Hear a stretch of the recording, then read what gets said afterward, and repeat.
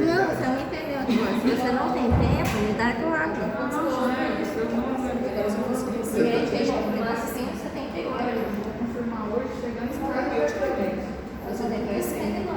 Porque ele falou que passou, ele passou bastante. Você tá com preguiça, eu vou Porque você lembra que ele falou que a gente tinha subido aqui. 78. Era o 78, não, É porque é 79, parte 2, né? É, parte 1 e parte 2. Quem que foi? Você tá com preguiça, eu abro.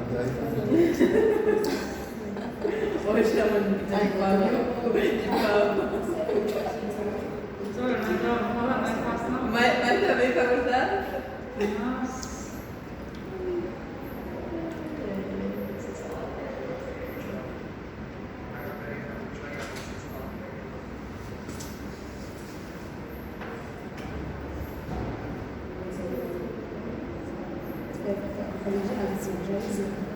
Será que me pueden hacer una ocasión sus nombres? Lo voy a entregar a la secretaría porque yo pensé que ya tenía la carpeta. Fui allá, no tiene mi carpeta. Yo dije, solamente está conmigo. No la Pode. Escreve meu nome, amiga. Eu tô com Es sexta-feira. Sextou. ¿Hasta dónde vimos la clase pasada? Não. Então, só que passado 55. Você terminou, mas Olha aqui, pra mim que é bom, mas eu vi na frente. Creo que Difícil. hasta el 14.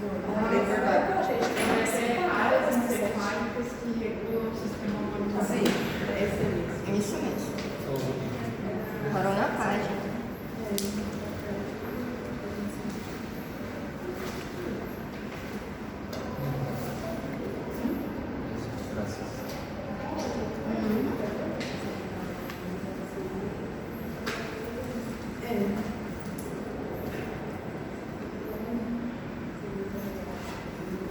Buenas tardes, ¿cómo están? ¿Todo bien?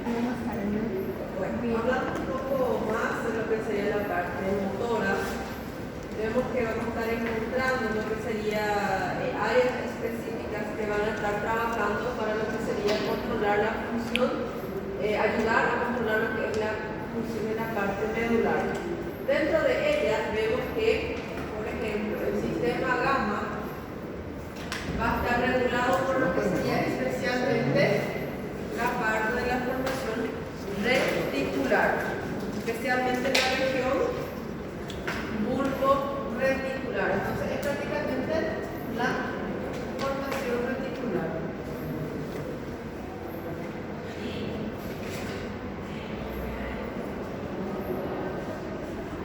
Entonces, en esta área entonces se va a estar regulando lo que sería la parte del motor gamma especialmente.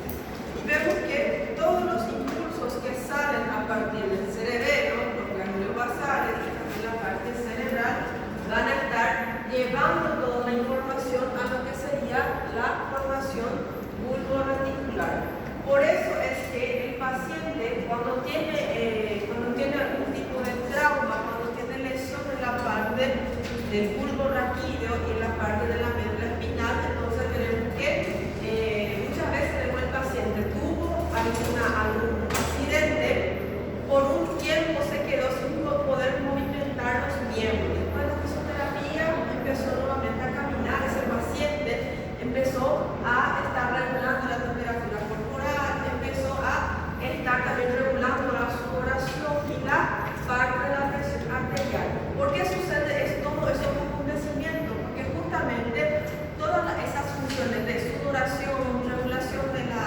presión arterial del paciente y para que el paciente esté marchando de forma correcta, todas esas funciones serían en la parte del medular, especialmente lo que sería el tronco encefálico, especialmente donde en la formación reticular. Y vemos que cuando el paciente tiene lesión en esa zona, muchas veces no consigue más estar evacuando, no consigue más defecar, no consigue más estar orinando, no consigue estar realizando lo que es la marcha y pierde lo que es ese. Nosotros cuando vamos a caminar ya tenemos, como ya sabemos que el suelo es plano, ya sabemos hasta dónde llevar la fuerza. Nosotros no caminamos porque ya sabemos adecuar y equilibrar hasta cuánto peso podemos estar colocando para estar caminando. Entonces, el paciente que tiene lesión en la parte medular va a estar presentando afectación en la marcha, no consigue estar caminando de forma correcta o recta porque tiene afectación cerebrosa.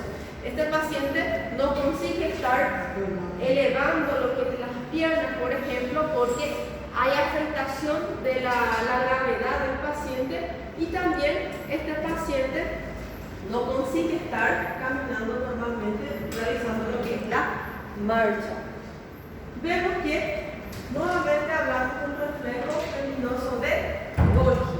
Él es el encargado de estar llevando la información o sirve para lo que sería controlar la función muscular. Cuando mi músculo tiene una tensión excesiva, entonces a través de las fibras nerviosas sensitivas se lleva lo que es ese estímulo a través de la fibra nerviosa sensitiva, entra a la porción posterior de lo que es la médula, pasa lo que es el asta posterior, y dentro, si yo estoy recibiendo una tensión excesiva, entonces llevo la información hacia la parte medular posterior, y dentro tenemos lo que sería el área gris. ¿Cómo se llamaba a la área gris, a la zona gris? Se llamaba de zona o área de integración, porque ahí se integra la información. ¿Para que esa sensibilidad, para que ese estímulo sensible tenga contacto con quién? Con la interneurona. En este caso tenemos conexión con la interneurona inhibitoria. Entonces, si yo tengo tensión excesiva de ese músculo, va la información hacia la parte medular, y dentro de la sustancia gris, esa excitación llega, esa fibra llega, pasa la información a lo que es la interneurona inhibitoria, y esa interneurona va a estar llevando la información hacia lo que es la motoneurona. Si yo ya tengo una tensión muy excesiva, ¿qué va a estar haciendo la motoneurona anterior? Va a estar inhibiendo, va a estar evitando esa tensión excesiva. Entonces va a estar produciendo una respuesta de relajación. ¿Para qué sucede eso? Sirve como un mecanismo de defensa. ¿Por qué mecanismo de defensa? Imaginen nomás que ya tengo una tensión excesiva. Si yo paso esa información y aquí a interneurona, en vez de ser inhibitoria, es excitatoria, entonces va a excitar motoneurona anterior excitatoria. Entonces, hay estimulación, atención, ya está muy excesiva. Si yo empiezo, por ejemplo, si empiezo a estimular lo que sería motoneurona excitatoria, entonces va a estirar más todavía ese músculo del paciente. Y si yo estiro demasiado la parte muscular, ¿qué voy a estar teniendo? Una ruptura muscular o un daño en ese músculo. Puede ser que esos tendones también estén sufriendo una ruptura, salga de ese hueso del paciente. Entonces, para que eso no suceda, yo tengo lo que es esa respuesta. Y vemos que sirve, como les dije, como un mecanismo de defensa.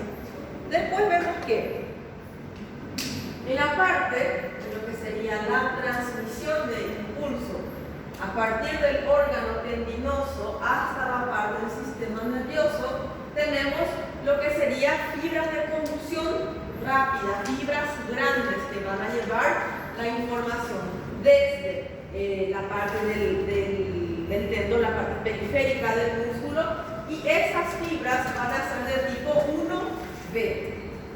Las fibras tipo 1B tienen una dimensión de 16 micrómetros, y veremos que van a estar realizando, van a estar llevando impulsos a la zona medular, especialmente a la zona de la parte posterior. Lleva la información hacia la parte posterior medular, especialmente entra en las astas posteriores, se comunican con quién, con las fibras interneuronas, las interneuronas, y esas interneuronas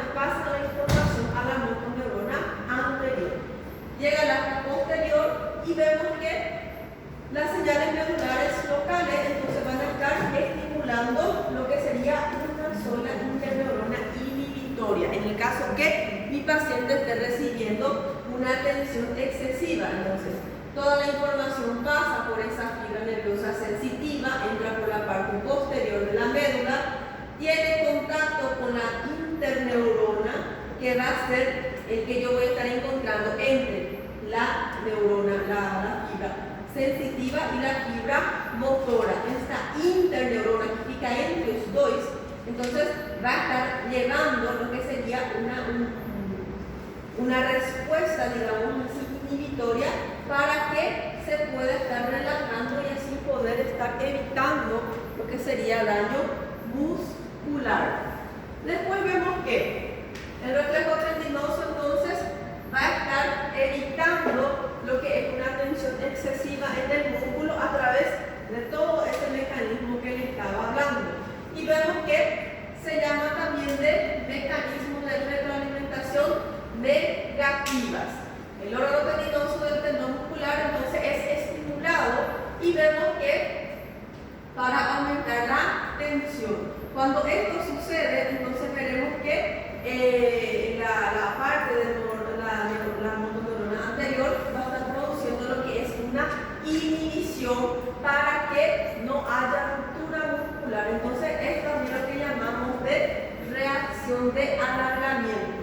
Cuando una parte muscular es demasiado estimulada, entonces nuestro cuerpo ve que se puede estar dañando, entonces empieza a desarrollar un mecanismo protector, un mecanismo de defensa para evitar desgarro del músculo o arrancamiento del tendón de lo que serían las inserciones óseas. Después tengo lo que serían los tipos de circuitos básicos. Podemos ver que en este ejemplo vemos que el paciente, vamos a decir que el paciente justamente tocó por algo que le causó dolor, algo que estaba caliente, por ejemplo. Entonces el paciente sintió el estímulo doloroso y ese estímulo doloroso pasa a través de la fibra sensitiva. Esa fibra sensitiva lleva la información hacia la parte de la médula, especialmente entra por la parte posterior. ¿Qué pasa en ese momento? Esa información, esa neurona, esa fibra nerviosa que lleva información, va a tener lo que sería una fibra nerviosa, un nervio, digamos así, la está llevando, uno lleva para varias otras fibras. Entonces, ¿cómo le llamo a eso? Sería la divergencia. Entonces, en estos casos, sucede lo que es la divergencia. Se pasa información a otros grupos de nervios, de fibras nerviosas, para que todo este trabajo, digamos así, de divergencia, pase la información a lo que serían las neuronas específicas, las motoneuronas anteriores específicas. Una vez que esas motoneuronas específicas salen y llevan la información, por ejemplo, esta fibra nerviosa lleva información a lo que sería a los músculos agonistas. Y vemos que este otro grupo de fibra nerviosa va a estar llevando información para los músculos antagonistas. ¿Para qué lleva esa información? Por ejemplo, si el paciente toca algo, justamente esta garrafa estaba muy caliente. Olhando así, yo no consigo saber si está quente o si está frío. Solamente si está frío, a veces tiene hielo y todo más, ¿verdad? Pero si está caliente, entonces el paciente al tocar hace esto. Siente y saca lo que es la mano de ahí para evitar dolor. Entonces, vemos que eso pasa en unos milisegundos. Vemos que ese estímulo doloroso va a estar estimulando músculos de la parte, va a estar excitando músculos agonistas para que haga esto y va a estar inhibiendo lo que serían los músculos antagonistas. Porque si excita a ambos grupos, entonces el paciente va a quedar endurecido porque no va a conseguir llevar ni hacia la parte interna ni hacia la parte externa. Y vemos que después tenemos también lo que sería, este va a ser el efecto de poscarga. Cuando se realiza lo que es ese estímulo, entonces ese estímulo dura aproximadamente hasta 2 segundos. Pero vemos que se extiende un poquito más porque yo voy a estar teniendo las células, las fibras nerviosas facilitadoras. ¿Qué van a hacer esas fibras nerviosas? Van a estar aumentando lo que es el tiempo de ese estímulo. ¿Por qué tengo la ayuda de esas fibras facilitadoras? Porque a veces el estímulo es único y para que el paciente no esté sintiendo el mismo estímulo, no esté realizando la misma función, entonces en la parte facilitadora me ayuda, lo que se conoce como una post-descarga. Essas fibras facilitadoras, ela aumenta o que você falou? El tiempo del estímulo prácticamente, lo que se conoce como post-carga. Acá sería la carga, digamos así, el estímulo real. Y estas serían las fibras facilitadoras que van a estar aumentando ese estímulo para que, por ejemplo, para que ese estímulo doloroso se mantenga por unos pocos segundos más, milisegundos más. Porque geralmente quando a gente bota a mão numa coisa que está quente, a gente já tira, a gente não coloca de novo para sentir de novo o mesmo estímulo, né? Entonces, y después tengo también el reflejo extensor cruzado. En prácticamente 0,2 hasta 0,5 segundos después que sucede ese estímulo, yo ya realizo toda esa función, yo ya siento todo eso, porque es prácticamente así. Você sente o estímulo y você ya tira a mão. Entonces todo eso pasa en un momento de 0,2 a 0,5 milisegundos. Entonces vemos que cuando sucede eso, generalmente yo toqué con esta mano, o con esta mano, mejor dicho, toqué con esta mano, sentí que estaba caliente, quito la mano y automáticamente el otro brazo o el cuerpo también yo ya saco de eso. Mesmo que só foi essa mão que teve contato com a garrafa quente, por exemplo, né? Entonces, al momento de tocar, siento que me lastima, saco la mano y automáticamente el otro brazo también lleva. A veces yo saco todo el cuerpo también de ese estímulo. A eso yo le voy a estar llamando de reflejo extensor cruzado, cuando ambas partes del cuerpo, digamos así, van a estar respondiendo a ese estímulo. Y vemos que, por ejemplo, la extremidad contraria comienza a extenderse, comienza también a tener una respuesta a ese estímulo. Puede tirar todo el cuerpo para alejarlo del objeto que está produciendo dolor o un estímulo doloroso. Y este va a ser el mecanismo neuronal del reflejo extensor cruzado. Entonces, en el momento que yo recibo el estímulo, entonces ese estímulo dura por un pocos segundos, pero vemos que se extiende para que el otro lado del cuerpo también pueda estar teniendo como si fuera el aviso de ese estímulo que yo recibí en la parte contraria. Y acá, cuando hablamos de inhibición recíproca, ya hablamos mucho sobre inhibición recíproca, que es prácticamente cuando un grupo muscular, por ejemplo, cuando yo voy a caminar, entonces yo voy a estar excitando lo que serían los músculos de la región anterior para llevar lo que es el paso. Y consecuentemente voy a estar inhibiendo los músculos de la región posterior, porque si ambos grupos yo empiezo a excitar, entonces el paciente va a ficar con la pierna dura, porque un grupo muscular quiere llevar y el otro grupo muscular evita que se vaya hacia adelante esa pierna. Entonces, ambos grupos musculares van a hacer esto, van a estar chocando porque ambos se están excitando y el paciente se queda endurecido, digamos así. Y vemos que, entonces, a todo esto vamos a estar llamando de inhibición e inervación recíproca. Después tengo lo que serían los reflejos posturales y locomotores de la médula espinal. Vemos que la médula, para que yo consiga o para que yo empiece a andar, ya es prácticamente de forma automática. Por ejemplo, a gente pega o celular e a mente não fica, a gente já pega e vai no celular, você vai andando. Não é porque você vai no celular que você esquece como você tem que andar, nem não é porque vos está en el celular que vos comenzás a tambalear, ¿verdad? Entonces, porque la parte de nuestra médula espinal ya tiene como si fuera, ya conoce el movimiento, ya guarda ese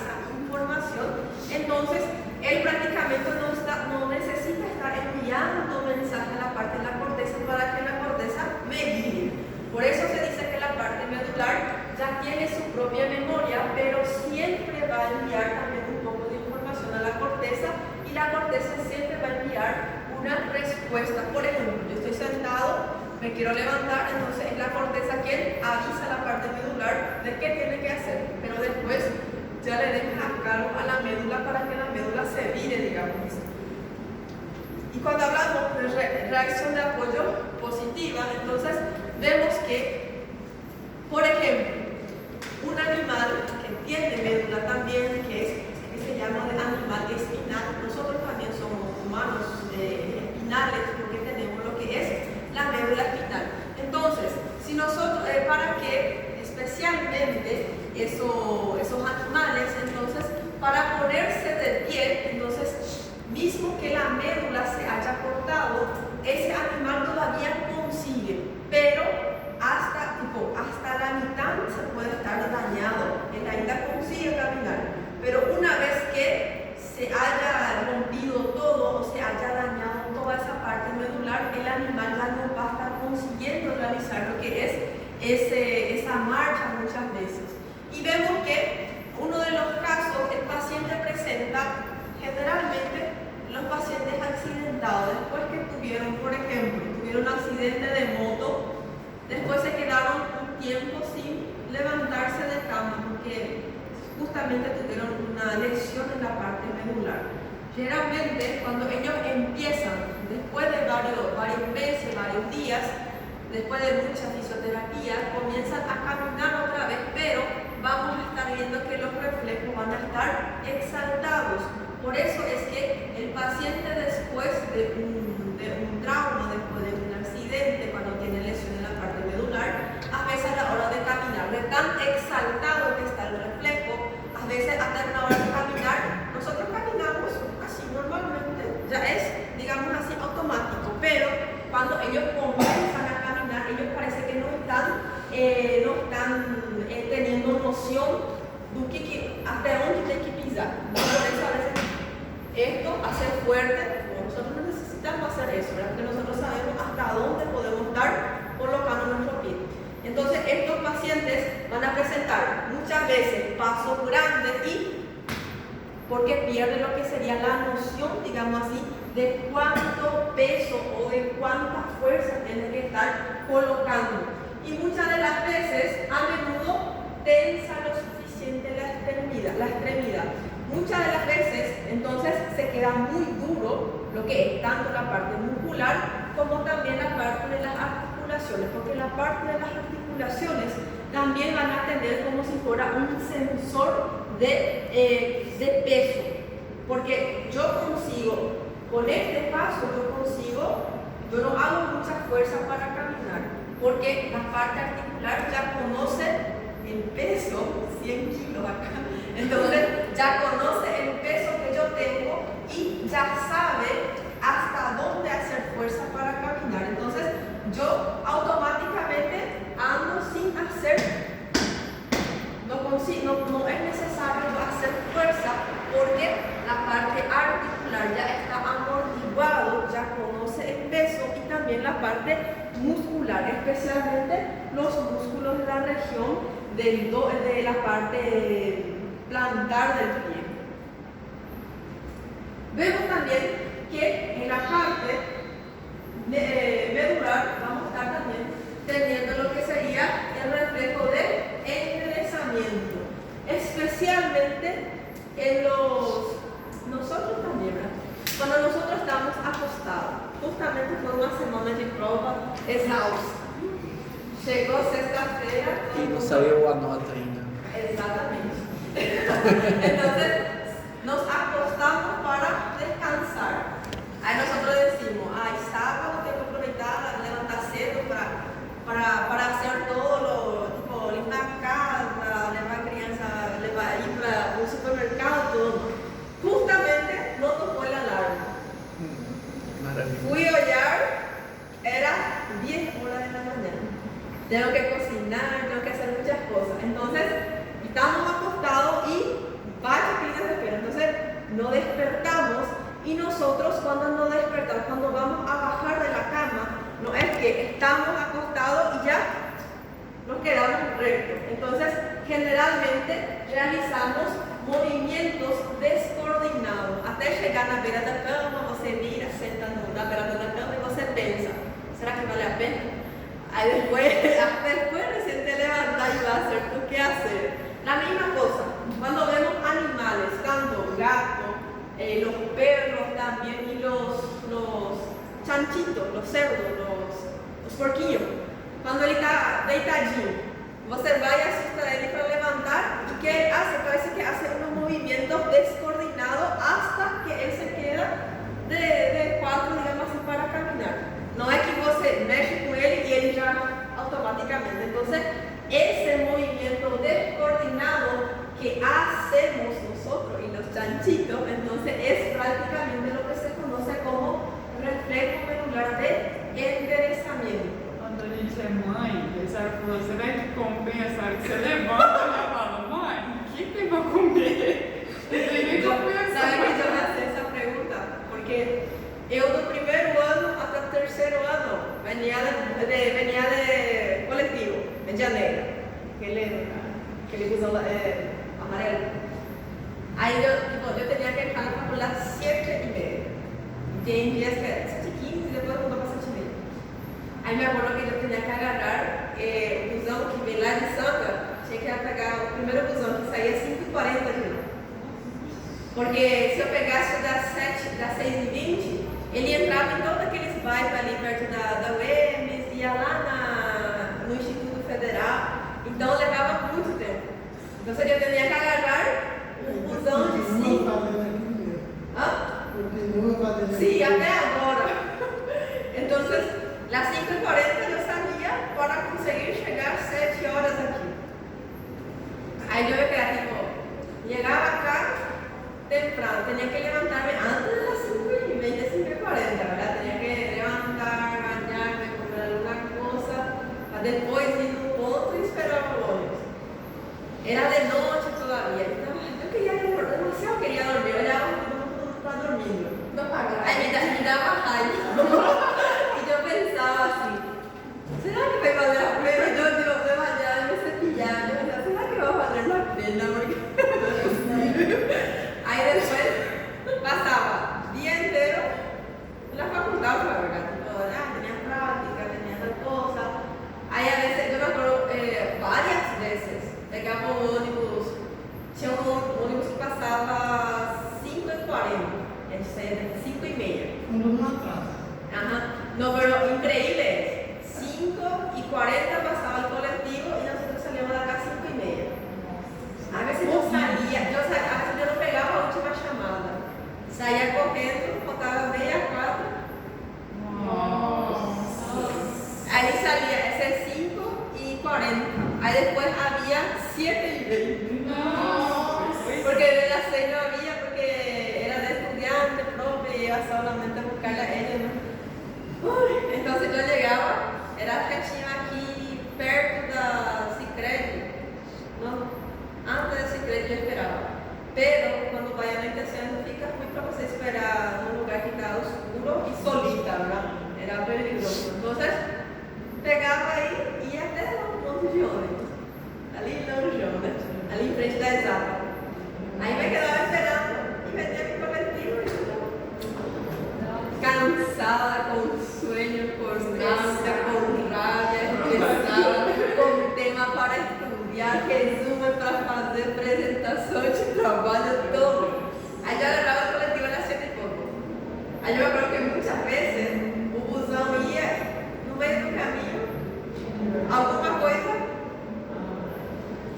estragava. E estraga, não é que o outro já vem e leva você na tua cara. Aí ele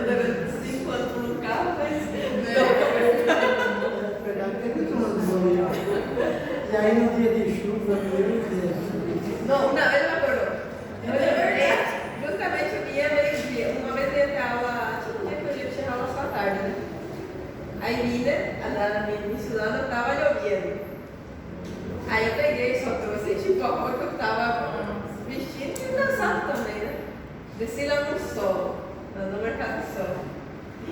Que chulo. Chuva é chegar. Chulo.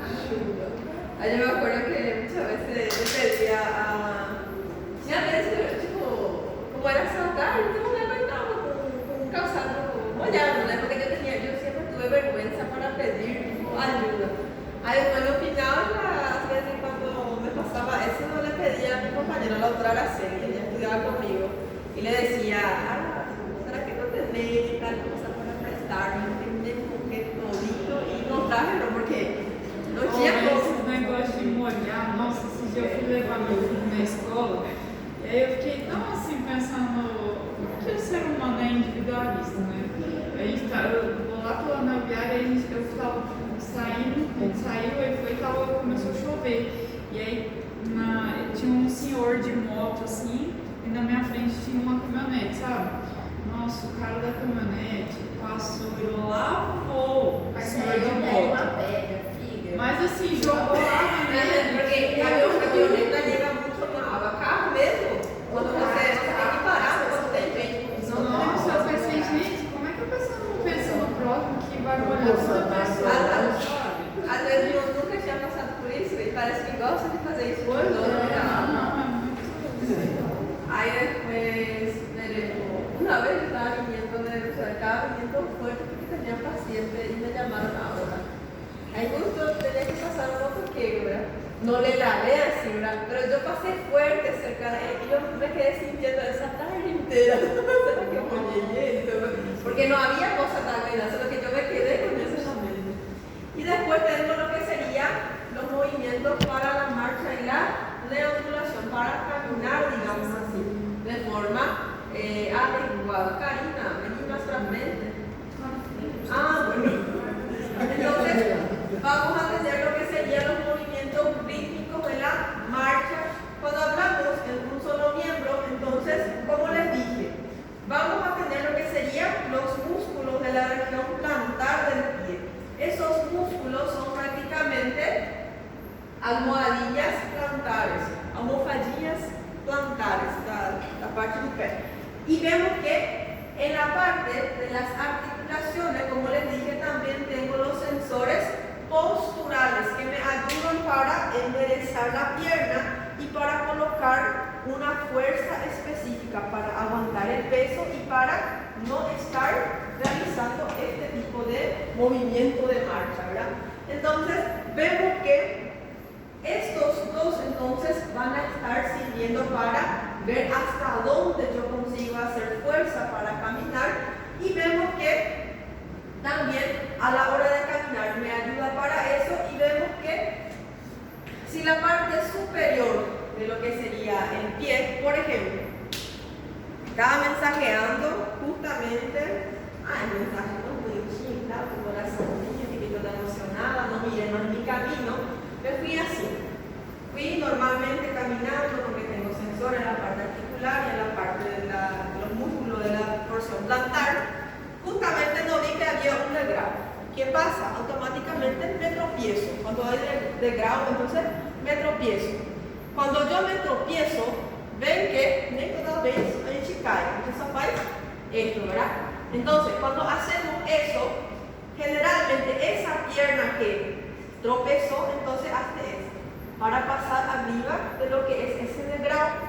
Si nosotros no tuviéramos ese movimiento rítmico en la marcha de un solo miembro, entonces lo que iba a pasar es, yo me tropecé, pero iba otra vez a tropezarme, digamos así, porque no iba a tener la capacidad de subir el pie, a levantar el pie para pasar arriba de ese degrado. Entonces, vemos que esta maniobra sufrirá una detención transitoria. Cuando nosotros tropezamos, como que paramos un poco, pero después hacemos esto y continuamos lo que sería nuestro caminar, nuestra marcha, y también eso sirve para superar lo que sería obstáculo. También se conoce como reflejo de tropezón, que el tropezón es el reflejo de cuando nosotros tropezamos por algo. Y vemos que por eso se dice que la parte medular es una parte muy inteligente, porque si yo me tropiezo, si a médula fosse burra, digamos, si no tivesse toda esa información, entonces yo me tropiezo y iba a estar nuevamente atacando el mismo degrado, no iba a conseguir elevar y pasar arriba de ese degrado, no íbamos a conseguir caminar por escaleras, por ejemplo. Esto también vamos a estar viendo en algunas patologías. El paciente no consigue caminar escaleras porque tiene tontura y no consigue estar elevando lo que es la parte de la pierna. Van a ver en clínica médica, en la parte de reumatología, hay enfermedades que empiezan a endurecer los músculos y el paciente ya no consigue, pero eso no es por defecto neurológico, no es afectación medular, sino que es afectación del músculo del paciente. Entonces, el paciente cuando tiene endurecido el músculo, entonces le cuesta estar elevando lo que es la pierna. Um exemplo, quando um paciente ele cai e quebra um membro inferior, e aí ele tem que ficar um tempo sem andar, por exemplo, ele tem essa memória, mas quando ele volta a andar, geralmente ele volta assim, sem sentido também, você falando, colocando peso a mais, porque vai um tempo para essa memória voltar? Sí, generalmente es como si fuera también un reflejo, como si fuera un mecanismo de defensa, porque en los casos que si se cayó nomás y se fracturó, es menos, hace especialmente ese mecanismo de defensa para evitar colocar mucho peso. Pero cuando el paciente tuvo, por ejemplo, un accidente de moto, un accidente de carro donde afectó la parte medular, entonces el paciente a veces, como les dije, se queda de esta manera, andando con pasos largos y fuertes, porque pierde lo que es esa capacidad de distinguir hasta dónde tiene que llevar el paso y con qué fuerza. Yo no estoy pasando esa información, sino que la médula está llevando esa información. Pero un poco... Quando o paciente tem um acidente, que ele fica muito tempo imobilizado no leito, ele se adapta, o cérebro dele se adapta àquela nova marcha. Aí quando ele vai para a fisioterapia, a gente tem que trabalhar a mente para poder ensinar para ele Y caminhar. también hasta dónde lleva lo que es la fuerza de cada movimiento. Também porque quando ele pisa, tem menos força muscular. Aí ele já consegue ter uma defesa. Y lleva un tiempo hasta que suceda todo eso. Aí cria uma fadiga no músculo. Sí, no exactamente una fatiga, pero es como si fuera, pierde un poco lo que es la memoria, digamos así. Y vemos que después de un tiempo, después de varios meses, a veces varias semanas, después de fisioterapia, vuelve lentamente a la normalidad. Y vemos que en algunos casos se quedan con secuelas, especialmente si la afectación fue un daño más grave en la parte medular. Y vemos que después tengo los movimientos, por ejemplo, la marcha diagonal en las cuatro extremidades. Cuatro extremidades prácticamente en la parte de los animales que van a estar, digamos así, uno de forma recta. Nosotros nunca, o sea, un cachorro cuando anda va recto. Él no pica en ningún lado, después no hay algo que le esté estirando hacia los lados, sino que él se va de forma diagonal. Es como si fuera lo que se conoce como marcar paso. Nosotros, por ejemplo, si yo voy a llegar hasta la puerta, a mí ya me sale automáticamente. Yo me voy recto, no me quedo. Porque si eso aparece, quiere decir que hay una afectación en la parte cerebelosa del paciente. ¿Se acuerdan que toda esta función, todos estos estímulos, estas respuestas van a estar trabajando junto con la parte de la formación reticular y junto con la parte de ganglios basales, cerebelo y cerebro? Por eso es que trabajan todos juntos, porque para yo levantarme de la silla es la corteza que pasa la información. Para que se endurezcan los músculos, entonces es la región de la parte de lo que sería la parte de la médula del paciente. Para que yo me vaya rectamente y sabiendo, por ejemplo, acá hay varias sillas uno al lado del otro. Aí eu quando olho, eu já vejo que eu não vou conseguir pasar porque hay un espacio muy chico. Entonces, cuando el paciente tiene también la afectación en la parte del cerebelo, él no consigue identificar, digamos así, en los espacios. Por eso es que el paciente tiene afectación, tiene la marcha de Bébado, pierde la coordinación y muchas veces hace esto. Ve que hay la pared, pero no tiene freno. O paciente vai, se for possível, vai levando até a parede junto com ele, né? Entonces, vemos que en esta parte, de lo que sería la parte de la marcha, o lo que se conoce como marcar paso, entonces, vemos que cuando nosotros vamos a caminar, vemos que los músculos de la parte agonista van a estar llevando la pierna hacia adelante, mientras que la otra pierna se queda atrás. Inmediatamente, cuando yo camino, después esta pierna va hacia adelante y el otro queda hacia atrás. Entonces, para que eso suceda, entonces yo voy a estar realizando lo que es el reflejo de marcar paso. Porque si yo tengo una afectación en esa zona, entonces voy a dar, pero no voy a saber si qué pierna se va, cómo me voy ni nada. Entonces, ando de forma recta y tipo haciendo trabajar a varios músculos de la región anterior, posterior, músculo agonista, antagonista. Realizo lo que es el reflejo de inhibición recíproca para realizar todo ese funcionamiento. Y esto, por ejemplo, el día de hoy voy a entregar la nota de ustedes de fisiología, ¿verdad? Algunos ahí me explicaron muchas felicidades y otros no tanto, ¿verdad? Entonces, este tipo de reflejo de galope va a suceder especialmente en los animales, porque no tienen cómo que nosotros hagamos esto, ¿verdad? Pero vemos que cuando hay el animal recibe un estímulo excesivo, vemos que va a estar empezando, si tiene un estímulo de estiramiento idéntico en ambas porciones o ambas patas, vemos que, como les dije, la marcha normal que nosotros hacemos es una pierna, después la otra pierna, para estar caminando, ¿verdad? Al igual manera, los animales, cuando están lentos, entonces vemos que va a estar haciendo este tipo de marcar paso. Pero cuando el animal tiene que correr, por ejemplo, tiene que estar recibiendo un estímulo excesivo, entonces va a estar empezando a desarrollar lo que sería el reflejo galope.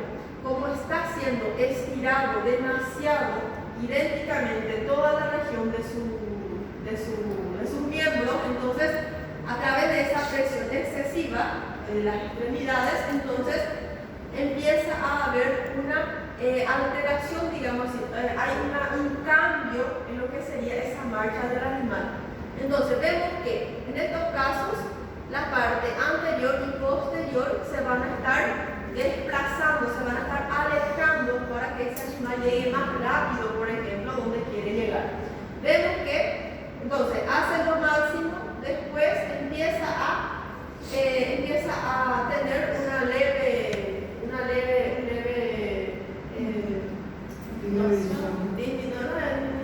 alejamiento y empieza a juntarse nuevamente, digamos así.